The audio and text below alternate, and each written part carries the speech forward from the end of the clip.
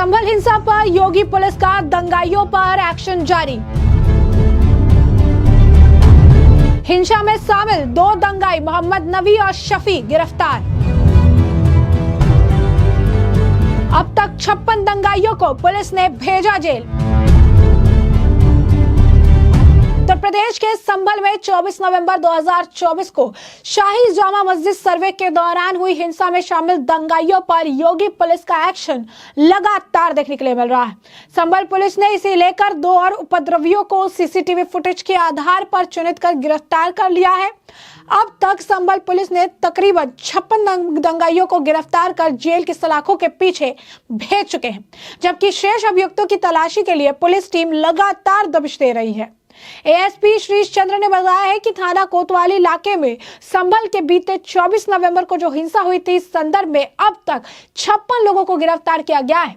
इनमें 2 और अभियुक्तों को सीसीटीवी फुटेज के आधार पर पकड़ा गया है, जिनके नाम अशद पुत्र मोहम्मद नवी और दिलवाज पुत्र शफी निवासी कोतवाली मोहल्ला कोटकरवी है।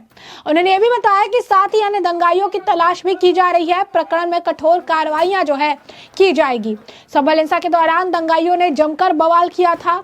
पुलिस टीम पर हमला और आगजनी और गोलीबारी भी की थी और इस दौरान सीईओ अनुज चौधरी सहित 29 पुलिसकर्मी घायल हुए थे। वहीं 4 लोगों की मौत भी हुई थी। हिंसा के बाद संभल प्रशासन एक्शन में आ गया और सीसीटीवी फुटेज और अन्य माध्यम से हिंसा में शामिल उपद्रवियों की पहचान शुरू की गई और इन दंगाइयों को हिंसा भड़काने के मामले में गिरफ्तार करने का सिलसिला भी जारी है। ऐसे में आपको बता दें कि हिंसा भड़काने के मामले में सपा सांसद जियाउर रहमान बर्क और अन्य कई नामजद सहित अज्ञातों के खिलाफ पुलिस ने अलग अलग एफआईआर दर्ज की है। इसके बाद आरोपियों की धरपकड़ भी जारी है। ऐसे में ये भी जान लीजिए कि आखिर ये जो संभल का विवाद है, ये शुरू कब से हुआ था। तो उत्तर प्रदेश के संभल का विवाद तब शुरू हुआ था जब शाही जामा मस्जिद की जगह श्री हरिहर मंदिर होने का दावा किया गया। मामला स्थानीय अदालत तक पहुंचा तो कोर्ट ने सर्वे का आदेश दे दिया और संभल में 19 नवंबर को अदालत के आदेश पर शाही जामा मस्जिद का पहला सर्वेक्षण किए जाने के बाद से तनावपूर्ण स्थिति है। सर्वे का आदेश जिस याचिका पर दिया गया था, उसमें दावा किया गया कि जिस जगह जामा मस्जिद स्थित है वहां पहले कभी हरिहर मंदिर हुआ करता था। तो आप समझिए कि किस तरीके से अब जो है ये विवाद उत्पन्न हो चुका। जिसके बाद अब तो बता दें आपको कि अब तक 56 से अधिक गिरफ्तारियां हो चुकी है।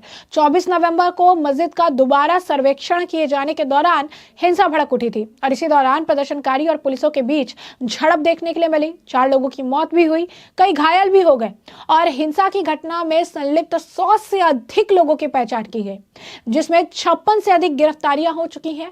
मामले में 7 एफआईआर भी दर्ज हो चुके हैं और इस मामले में सपा के जो सांसद है जियाउर रहमान बर्क, उनकी भी मुश्किलें लगातार बढ़ रही है। क्योंकि इस मामले को लेकर उन्होंने कोर्ट से कई बार राहत जो है चाहिए, कई बार जो है उन्होंने सोचा कि इस मामले को लेकर उन्हें जो है आप कह सकते हैं कि आराम मिल पाएगा या गिरफ्तारी से वो पीछा जो है छुटा पाएंगे या गिरफ्तारी से जो है वो चीजें कर पाएंगे, लेकिन ऐसा होता हुआ नजर नहीं आया। कहीं ना कहीं साफ तौर पर अगर आप देखेंगे तो इस हिंसा को लेकर योगी पुलिस लगातार जो है कार्रवाई कर रही है। इस हिंसा को लेकर योगी पुलिस लगातार जो है वो अपने तरफ से प्रयास कर रही है और योगी पुलिस जो है किसी भी तरीके से जो है पीछे हटने वाली नहीं है। अब संभल में 2 जो है गिरफ्तारियां हुई है, गिरफ्तारी दंगाइयों की हुई है और इनकी पहचान सीसीटीवी फुटेज के जरिए की गई है और इसी तरीके से संभल में लगातार जो ये एक्शन है ये देखने के लिए मिल रहा है। एक तरफ जहां पर अवैध निर्माण और अतिक्रमण को हटाने का काम जोरों शोरों से चल रहा है, तो दूसरी तरफ जिन लोग भी इस हिंसा में आप कह सकते हैं आरोपी है, उनके खिलाफ भी कड़े एक्शन लिए जा रहे हैं और उनके खिलाफ भी 2 और आरोपियों को जो है गिरफ्तार कर लिया गया है और इसी के साथ साथ 56 गिरफ्तारियां अब तक हो चुकी है। लगातार इस मामले में गिरफ्तारी जो है किए जा रही है, धर दबोचने का काम जो है किया जा रहा है, धरपकड़ की जा रही है। जहां भी छिपे पड़े हैं इन सभी दंगाइयों को ढूंढ के निकाला जा रहा है और उनसे संभल हिंसा से जो है तार जोड़े जा रही हैं और साथ ही साथ ये पता करने की कोशिश की जा रही है कि जो सुनियोजित तरीके से संभल ये हिंसा की गई थी, इसके पीछे और कौन कौन मास्टरमाइंड शामिल है। हाल ही फिलहाल में आपको बता दें कि इस मामले को लेकर लगातार जो है चाहे पुरुष हो या महिला, जो लोग भी इस मामले में इन्वॉल्व है उन सभी की गिरफ्तारी देखने के लिए मिल रही है। हाल ही फिलहाल में संभल हिंसा के दौरान एक छत से एक महिला खातून जो है वो पत्थरबाजी कर रही थी, वो पत्थरें फेंक रही थी, जिसके बाद 8 पुलिसकर्मी जो है घायल हो गए थे। उसके बाद इस महिला को भी चिन्हित किया गया था। महिला का वीडियो काफी ज्यादा वायरल हुआ था। उसके बाद वो फरार भी चल रही थी, लेकिन महिला को भी चिन्हित किया गया और उसके बाद उनकी भी गिरफ्तारी जो है की गई, क्योंकि साफ तौर पर योगी पुलिस ने कह रखा है कि ना अतिक्रमण चलेगा, ना दंगा चलेगा, ना दंगाइयों का राज चलेगा, क्योंकि ये उत्तर प्रदेश है और यहाँ पर कानून का राज चलेगा। और यही कारण है कि उत्तर प्रदेश पुलिस लगातार सीएम योगी के आदेश पर संभल में धरपकड़ अभियान भी चला रही है। अतिक्रमण मुक्त करने को लेकर भी कार्रवाई की जा रही है। अतिक्रमण हटाने को लेकर भी पूरी जोर शोर से जो अगर आप कहेंगे कि काम जो है किए जा रहे हैं। और यही कारण है कि अतिक्रमणकारियों के अंदर इस वक्त डर का माहौल है। संभल में जिस तरीके से हिंसा हुई, जिस तरीके से संभल हिंसा में कई सारे लोग इन्वॉल्व थे, 100 से ज्यादा लोगों की इन्वॉल्वमेंट की बात निकलकर सामने आई है। अब ऐसे में 56 लोगों को जेल भेजने का काम सरकार द्वारा किया जा चुका है, पुलिस द्वारा किया जा चुका है। साथ ही साथ तकरीबन आपको बता दें कि 2750 से ज्यादा लोगों पर जो अज्ञात लोग हैं उनके खिलाफ मुकदमा दर्ज किया गया है। संभल हिंसा के आरोपियों को पुलिस लगातार गिरफ्तार कर रही है।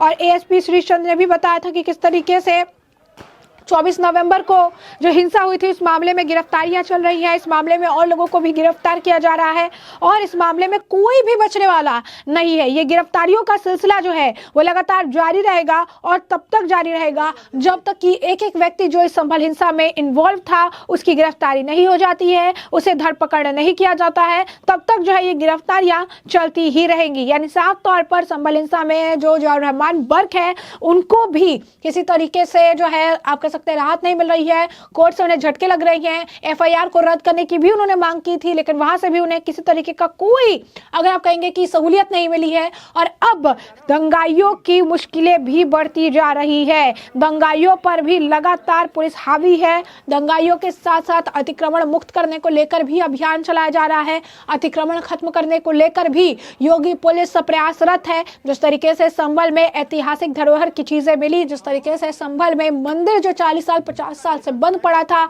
उसको रिकवर किया गया, उसको वापस से जो है पुनरुद्धार जो है उसका काम किया गया। और इसके बाद जो आसपास जो जमीनें थी जो कि अतिक्रमण कर रही थी, जो बिल्डिंग के छज्जे थे जो अतिक्रमण में आ रहे थे, उसे खुद ही मालिकों ने तोड़ने का काम किया, क्योंकि उनका भी मानना था कि यह अतिक्रमण है और अगर योगी पुलिस या योगी की अगर आप कहेंगे कि टीम कार्रवाई करेगी तो वो कार्रवाई और ज्यादा विभत्स हो सकती थी। इसी वजह से उन्हें खुद ही अतिक्रमण हटाने का काम भी किया है। और संभल में और भी जगहों पर लगातार अतिक्रमण मुक्त करने को लेकर अभियान चल रहा है। अतिक्रमण मुक्त करने को लेकर जो है योगी पुलिस प्रयासरत है। जरा सुनिए डीएम पेंसिया क्या कुछ कह रहे हैं। मलबा बहुत भरा हुआ था, तो अत्यधिक भार था इसके ऊपर, तो भविष्य में वर्षा की संभावना के दृष्टिगत इसके ऊपर शेड बनाया जाएगा और पूरी भूमि को चिन्हित करके जो जगह इसकी जद में आ रही है उसका अतिक्रमण भी हम हटवा रहे हैं। तो कुछ लोगों को नोटिस, हाँ, जिन का इस जलाशय के ऊपर, बावड़ी के ऊपर, ये एक महत्वपूर्ण वाटर कंजर्वेशन का स्थान होता है और ऐसे स्थानों पर किसी प्रकार का कोई निर्माण नहीं कर सकते। सर कुछ दिनों से बताइए यहाँ करो कि ये बताया कुछ गैस वगैरह नीचे से कुछ जहरीली गैस नहीं थी। जब नीचे ऑक्सीजन गई तो अंदर पानी भरा हुआ था, जिसके कारण इवेपोरेशन हो रहा था। पॉल्यूशन विभाग की रिपोर्ट भी हमारे पास आ गई है और इसीलिए ये कार्य रोका गया था, क्योंकि नीचे मलबा बहुत भारी है और धीरे धीरे मलबा निकले ताकि बावड़ी को किसी प्रकार की कोई हानि न हो। तो जैसे कि आपने डीएम को भी सुना, उन्होंने भी अतिक्रमण हटाने की बात कही है। तो साथ ही साथ अब संभल हिंसा में हमने आपको बताया कि किस तरीके से गिरफ्तारियों का सिलसिला जारी है। 2 और आरोपी गिरफ्तार किए गए हैं। अब तक 56 गिरफ्तारियां हो चुकी हैं। 100 से ज्यादा लोगों को नामजद किया गया है। 2507 से ज्यादा लोगों के खिलाफ, अज्ञात लोगों के खिलाफ जो है मुकदमा दर्ज किया गया है। तो ऐसे में हमने आपको जो पूरा मामला है विस्तार से बताया और इस मामले पर आपकी भी जो राय हो हमें कॉमेंट सेक्शन में कॉमेंट करके जरूर से जरूर साझा करिएगा। धन्यवाद।